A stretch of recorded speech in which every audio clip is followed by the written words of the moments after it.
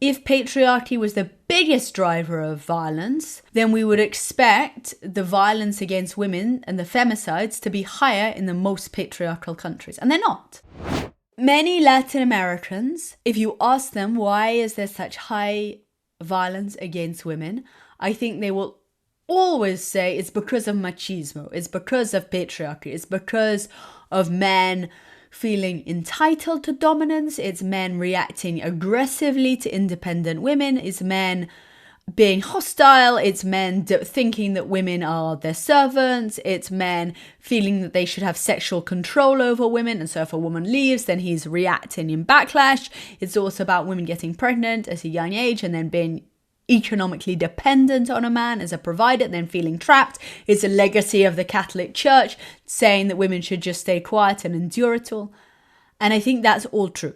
So patriarchal beliefs and structures are definitely a major motivation. That said, if patriarchy was the biggest driver of violence, then we would expect the violence against women and the femicides to be higher in the most patriarchal countries. And they're not. Latin American attitudes have become much more gender equal and in many ways are similar to Europe. So it's very strange, actually, that Latin America should have these relatively benign pro-gender equality attitudes, yet such a high rate of violence. Like those two things don't fit together. And so what I suggest is that the femicides aren't just the result of the attitudes, it's also about a wider culture of violence. As I was saying, Latin America has only 7% of the world's population, but 36% of the homicides. And coming from Europe, it's just the levels of violence are just off the charts. And if you have men, for example, growing up in a culture where there isn't the rule of law, where you've got to portray a macho dominance so that no one else beats you up, if you've got to act super tough so that no one picks on you, if you've got to get into a school fight and defend yourself against bullies, then people get used to solving problems in their fists. And this is going to be especially true in parts of Latin America where the state is weaker.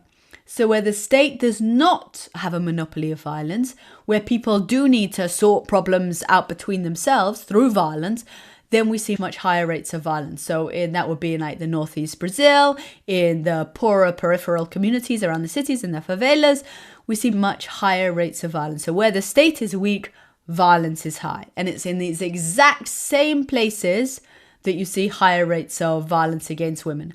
So in Latin American countries where you see lots of murders of men, you also see lots of murders of women. On top of that, if you consider how many murders of men there are in Latin America and you compare that to the global average, actually there are fewer murders of women. So for every man who is murdered in Latin America, it's less likely to be associated with the murder of women. So Latin American men aren't killing more women as a ratio. No, it's just a very violent place. And do you have examples that you can share of studies or data that reveal this correlation between rising general violence and femicide rates? Oh yeah, so I think one of the best examples is that Colombia used to have very high violence in general. Murders, lots of murders and crime. And then the security improved and the violence has come down massively in Colombia over the past 20 years. But then what happened is that many foreign criminal groups moved to Ecuador. And then they specifically moved, because they were drug traffickers, to Ecuador's poorly monitored ports.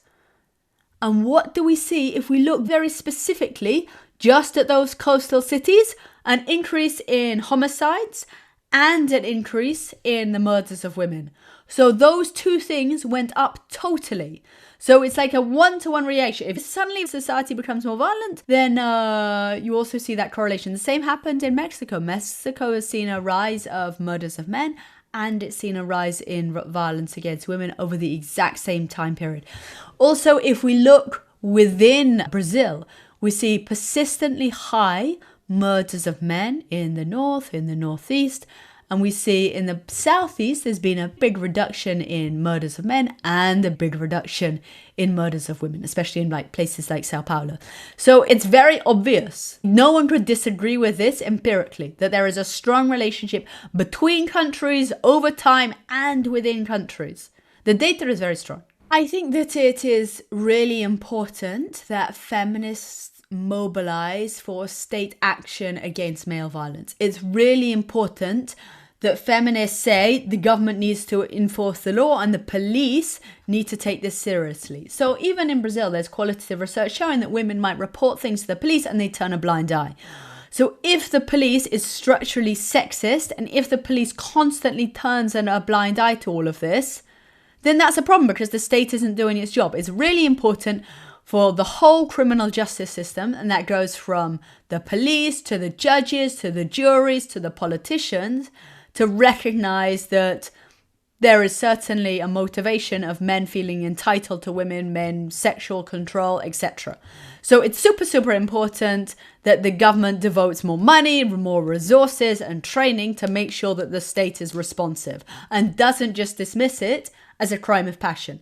So people are totally right to address that cultural issue. It's super, super important, and I would fully support every, not just feminist activism, but also television shows that portray this as totally wrong, unacceptable, and not just something that we should dismiss, right? And it's not just television, but we want churches too.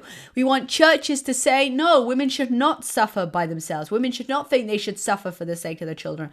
Because the problem is, if male abusers think they can get away with it, they will continue to exercise impunity and be more violent, right? Anyone who thinks that they can get away with violence is more likely to do it.